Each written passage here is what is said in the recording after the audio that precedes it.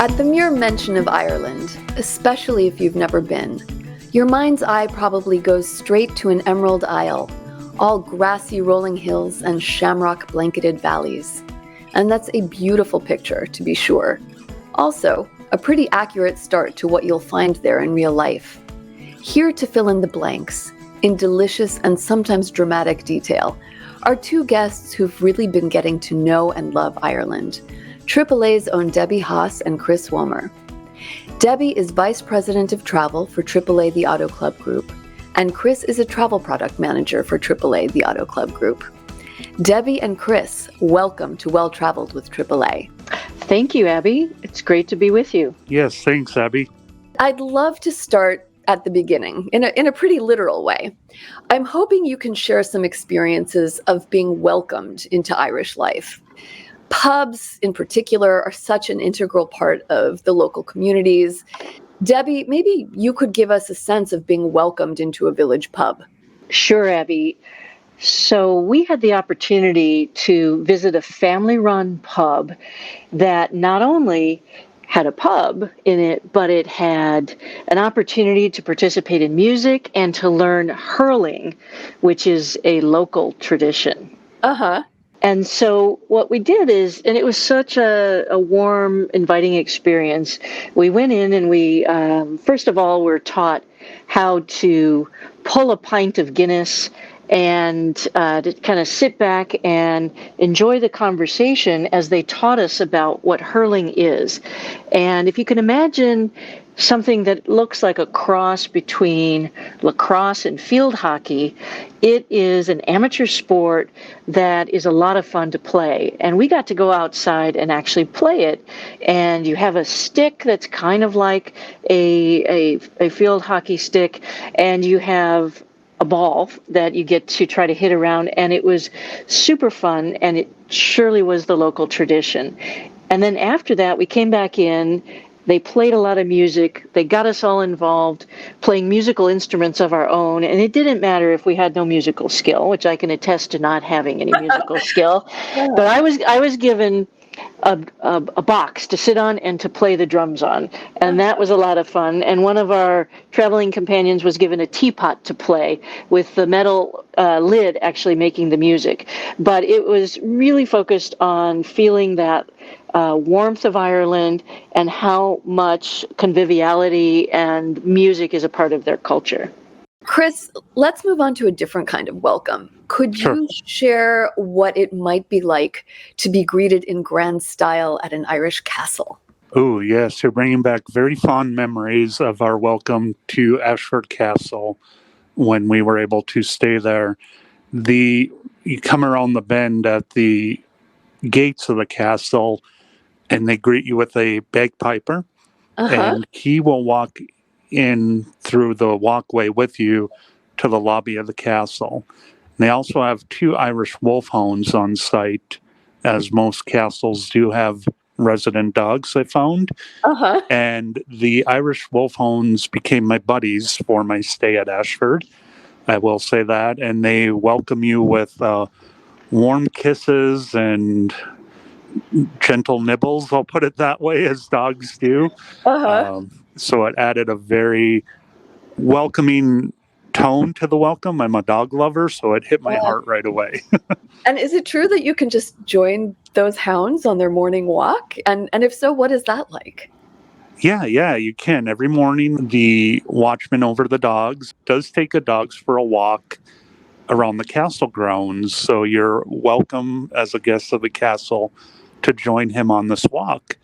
And it's fantastic because you just walk through a field and then turn a corner and you're right on the lake that the castle sits on. And you have a phenomenal view of the castle reflecting in the lake. But then the dogs will eagerly take a morning swim, no matter how cold it is, from what I understand. And they did that morning. And then you just continue the walk through the forest with the green and the shamrocks and everything surrounding you. And then you come back to the castle. It takes about an hour. And the dogs will then join you in the lobby of the castle by the fireplace where they'll sit and dry off and want more cuddles and belly rubs. Oh, it sounds dreamy. So, sticking with the topic of castles for a bit, because they can be such a standout part of a visit to Ireland, and not just for the opulence and the history, but also for the kinds of things that you can do during a castle stay, like falconry, for example. Debbie, would you share some of your most memorable castle experiences with our listeners? Sure, Abby. And you mentioned falconry. At Ashford Castle, they have the Ireland School of Falconry, and that provides the opportunity to do a hawk walk. And a hawk walk is a really cool thing if you love animals. It's an opportunity for you for an hour to walk with a falconer and a Harris hawk on your arm off into the woods, and the hawk will fly away and come back to you, landing on your arm. And it is one of the most serene things I've ever done traveling. You would think that such a powerful animal sitting within a foot of you might be somewhat intimidating, but it is, yeah, it's actually beautiful and calming. The animal looks at you, you look at it, it's calm, it's actually silent as it approaches you, and the only thing you hear is a bell that they tie on its ankle so that you don't get surprised. And you'd think it would land heavily on your arm, but actually it is such a gentle touchdown, and it was one of my favorite things to do. You learn about the hawks as you walk, as you're talking with the falconer, and it turns out that the flights are exercise for the hawks during the course of the day. And it's a really cool thing to share with friends. You can both take turns, and it's a really relatively affordable opportunity. If you're interested in learning more about guided vacations in Ireland, AAA travel agents can help you find the best experience for you. They'll make sure you're getting the best value, exclusive AAA member benefits, and up-to-date travel information to help you plan your dream vacation. Visit AAA.com/travel to connect with a AAA travel agent. Back at the castle, what were some of your most memorable experiences? Well, back at the castle, there's a lot to do. There are certainly history tours where you can learn about, say, at Ashford Castle, the Guinness family, who once owned it and used it as a lodge to entertain at. And the history goes all the way back to 1200 at Ashford Castle. So you feel this sense of history based upon the beauty of the environment, but then also the culinary experiences are outstanding too. You have the opportunity for high tea daily or dining in their beautiful restaurant. Tea is a wonderful thing because then you can get into the whole conversation around what's the right way to eat a scone when you're having tea. And tea and scones was something that I found to be uniquely Irish, and we got into this discussion of, well, do you put clotted cream on it, or do you put clotted cream and butter, or clotted cream, butter, and jam? And it seems that everyone has their personal favorite. I myself lean toward the jam and clotted cream. I'm already getting hungry. And tea is just one of the traditional local drinks. And of course, we've also touched on Guinness. But Chris, you have discovered some surprising spirits there too, right? I have, Abby. In fact, I learned while I was in Ireland, you would think of Guinness and whiskey as their traditional drinks, but I also learned that they have a strong tradition with gin, and gin and tonic is a very favorite drink amongst the Irish. Mm-hmm. And I can tie that back to the castle. That's where I actually learned about the Irish gin traditions. And the bartender there allowed me to do a gin tasting of the various different gins that they do distill in Ireland and how they traditionally serve it. It is with, it's the gin with an elderflower tonic complemented by a grapefruit, which I would have never thought of, but was really refreshing. And the thing that I liked, I'm not a traditional gin drinker, so I was a little hesitant, but I don't like the piney juniper flavor of a lot of gins. But what I found in Ireland is they use more of the Irish botanicals.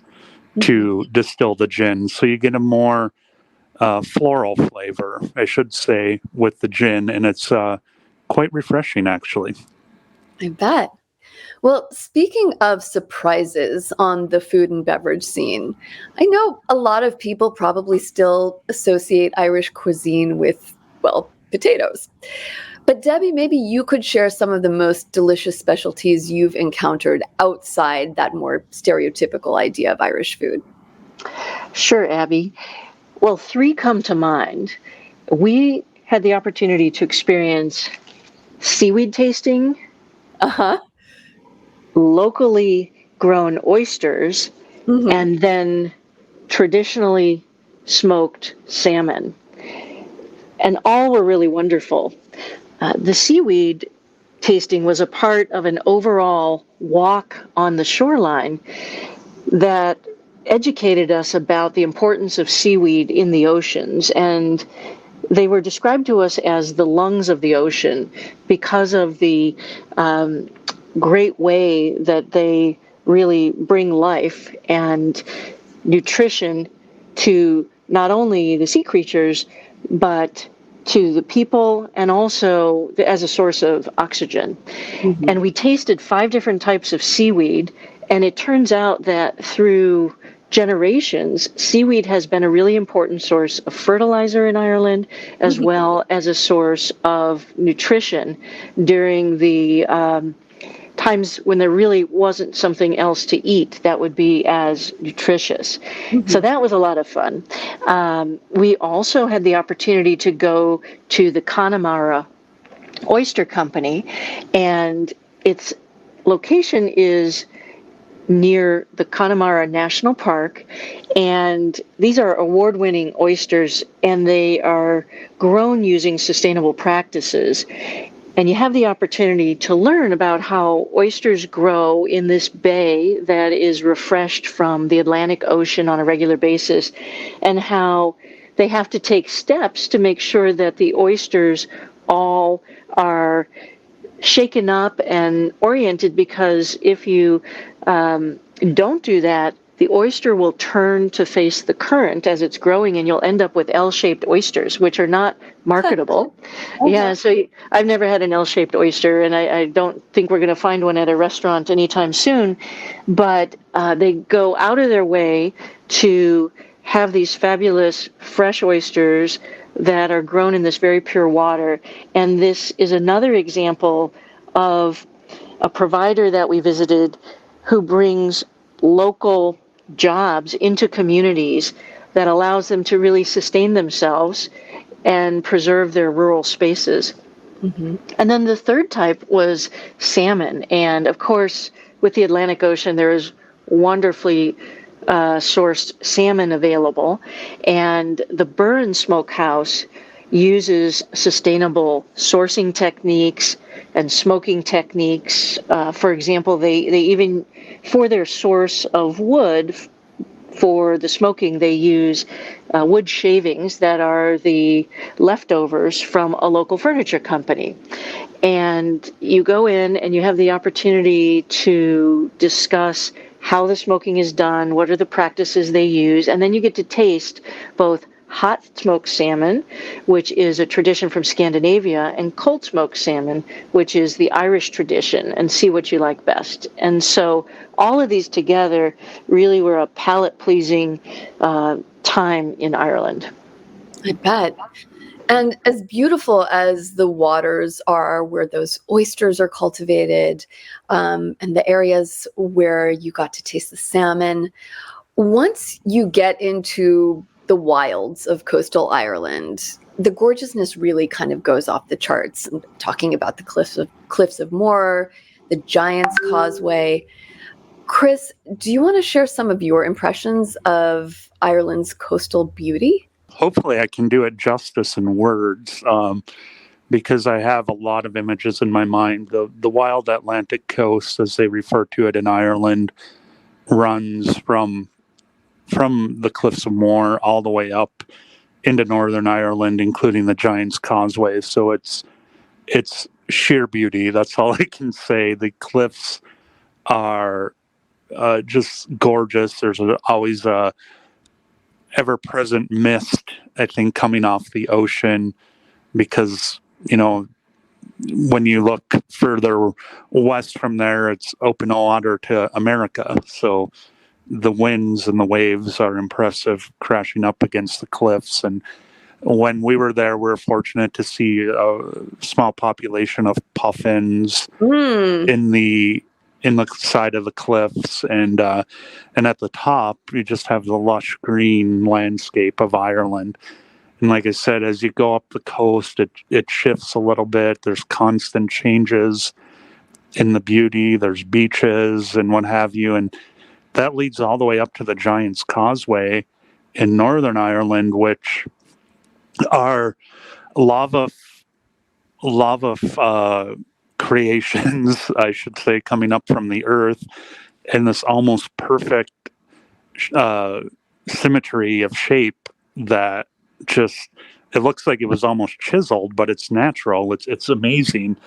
And the Irish myth of the causeway is where it gets its name, is that it was created by two giants fighting over Ireland and Scotland, because it's actually the closest you can see Scotland from the Giant's Causeway. And it just, you can climb them and just stand there, take in the fresh air. It is a World Heritage Site, so a very protected part of Ireland, and is included on so many of the itineraries we offer to Ireland. It's just, like I said, sometimes words just don't even do them justice. Getting ready to travel? Make sure you and your travel investment are protected with travel insurance, so you can do more and worry less. For more information, visit AAA.com/travel insurance. Debbie, would you care to weigh in on the Wild Atlantic Way and the Ring of Kerry? Absolutely. So the Ring of Kerry is gorgeous, and the beauty was so much more than I expected. If our listeners have watched the Star Wars movies, if you remember when they found the old Luke Skywalker on a remote island, that is part of the Ring of Kerry's environment. That is one of the skelligs that is a name that the Irish have for these remote rocky islands that are off of the Ring of Kerry. And it is beautiful. It's green, it's hilly, it's right against the coast, and it is just some of the most beautiful scenery. And it makes for a wonderful drive and stops along the way. And the Wild Atlantic Way, I think, is where you did the seaweed tasting, right? Exactly. And that's a term that just brings to mind that in Ireland, you can go along the coast and really experience the bounty of the Atlantic and really have some local cuisine that you won't find anywhere else. Was there also a coastal trek along a series of farms? Yeah, so what you're referring to is at the Cliffs of Moher. You have the opportunity to not only look over the beautiful cliffs, but there is a walking path that covers numerous farms right along the cliff, and it is something that the local community has worked hard to create access for visitors, and it's another wonderful way to get out, have some exercise while you're taking in this great beauty. Moving on to a very different kind of place on the water, let's talk about Belfast. Chris, maybe you could share some of your experiences there. Yeah, Abby, I'm happy to. I fell in love with Belfast. I mean, I loved Dublin and I loved the countryside in Ireland and the castles, but Belfast was just fascinating. And the reason why I loved it so much is I actually am a big history buff, and that was my major in college. And the history of Northern Ireland and the city of Belfast itself is just amazing, especially the recent history with the times of the Troubles between the Protestants and Catholics. And you just see it firsthand, and you feel, when you go there, you just can feel the sense of unity that these people have now, and how they've learned to just set aside their differences and respect one another for who they are. It's just a tremendous feeling that you have there. We stayed at the Hotel Europa, which is known as the most bombed hotel in Europe because of the times of trouble.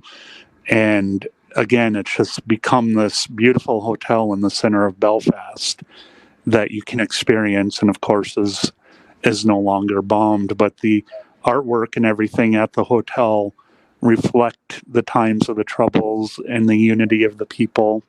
So it's a very special place in the city.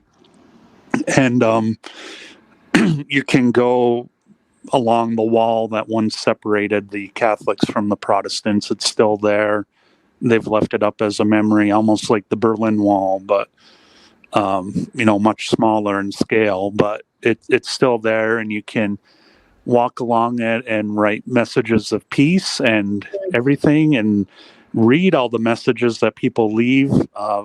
I left one myself, all the way up to Bill Clinton signing it. So there's quite the history of people who have gone and experienced the wall and have left their mark on it.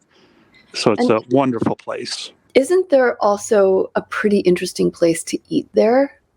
Yeah, there is. There's a place called John Long's Fish and Chips. Not only do you have the opportunity to have traditional Belfast fish and chips, but you step into a restaurant that is in the zone that once separated the Catholic and Protestant part of Belfast, and it's right in the dead center and near the Hotel Europa, so their windows have been shattered more than once from the bombings. But the owner of the restaurant, John Long, had a rule that anybody was welcome, no matter what faith you had or side you were on. You were welcome. You just were not allowed to talk politics or religion while in the restaurant. And so it brought people together over food, and they just talked and had conversations, and he still maintains that tradition, and you get that sense when you're in there of, like I said, unity and respect for one another. And it's really nothing fancy about it, very, very basic, but really cool. Are you enjoying Well Traveled with AAA? Subscribe to this podcast today and share your thoughts on ratings and reviews. Belfast was also one of the main departure ports for Irish people who were setting off for new lives in the United States. And just given how many Americans now have Irish ancestry, what are some of the genealogy experiences that can be arranged there? Oh boy, I don't even know where to begin with that one because there are so many. We partner at AAA with a company called Brendan Vacations, and they actually have partnerships in Ireland with genealogists. So if you're going, you can talk to your AAA travel advisor and just tell them, I have Irish ancestry, this is my family name. They will pass that along to Brendan and do all the research for you and try to help connect you to the places in Ireland that are tied to your families. And in addition to that, I'm transferring from Belfast down to Dublin now. There's a museum there called Epic Ireland. And the focus of that museum is exactly that, celebrating Irish ancestry and help make those connections for you. So, yeah, anybody with any Irish blood in them can go home, quote unquote, and Brendan will help you discover your roots. It's an amazing thing. So, Debbie, I know that you consider Ireland a particularly great first trip to Europe. Maybe you could share with our listeners why. Certainly, Abby. Ireland is a great first trip to Europe because it's easy. It's not that far away. You can catch a flight on the East Coast and be over to Ireland in a matter of a few hours. And you can fly straight into Dublin and easily drive to many beautiful locations. In addition, there's no language barrier. So if you've never traveled abroad, it makes it quite easy to do so. And then coming home, you can actually clear customs, U.S. customs, in Dublin. So when you land on the East Coast, you just change planes as though you were taking a domestic flight. And for all of that ease, there are probably some expert tips people might want at their disposal, right? Absolutely. Our AAA travel advisors do a wonderful job of helping people set up the vacation that's best for them in Ireland. We tap into AAA member benefits, exclusive savings, and then we help travelers choose the mode of transportation that fits them best. We can bring to them private chauffeurs. We can bring to them private chauffeurs, which are a wonderful way to go because basically it's just you and your traveling companions in a vehicle appropriately sized for you, and you can come and go as it suits you, and you have the benefit of having a local expert with you all the time. Alternatively, you might want to take the train and stay with local hosts between destinations, or you can do self-driving. I personally like the idea of letting someone else do the driving because that allows you to see the beauty as you drive. The roads are windy and narrow at times, and they have a zero tolerance for blood alcohol limit. And so if you want to enjoy that pint while you're traveling, that pint of Guinness, you don't want to be anywhere near being the driver. So in the context of Ireland, what does well-traveled mean to you, Debbie? To me, it means traveling with an open mind and heart so you can truly absorb the authentic local culture, because there's a lot of warmth that will come your way from the local people. And also to allow yourself to really be awed by the nature that is around you and to really be able to relax in it. And so openness comes to mind as key to being well-traveled in Ireland. Great. And Chris, how about for you? Wow, there's so many meanings to that, Abby, but I really focus in on the people. The people of Ireland made it so special, and you are welcomed with open arms from the minute you clear customs. Actually, when you're clearing customs, I mean, they're even cheerful and happy. And it's just a wonderful thing to see. They love life there. And you can go into any pub and you make friends in a matter of a minute over a pint of Guinness. And by the time you leave, you're more than friends, you're almost family. It's just a wonderful thing. So to me, being well-traveled is just stepping into the local tradition, like going into a pub or walking off one block over from that main street of Dublin and exploring the local scene and connecting with the people. They do that so well in Ireland. Well, that seems like a really beautiful place to leave things. And thank you so much, both of you, for joining us today. You're welcome, Abby. It's been a pleasure. Thank you. You can find all of our interviews with other travel experts from around the world on the Well Traveled with AAA feed on iTunes and Spotify. We hope you'll rate us or leave a comment and let us know what you think. I'm Abby Kozolczyk. Thanks for listening.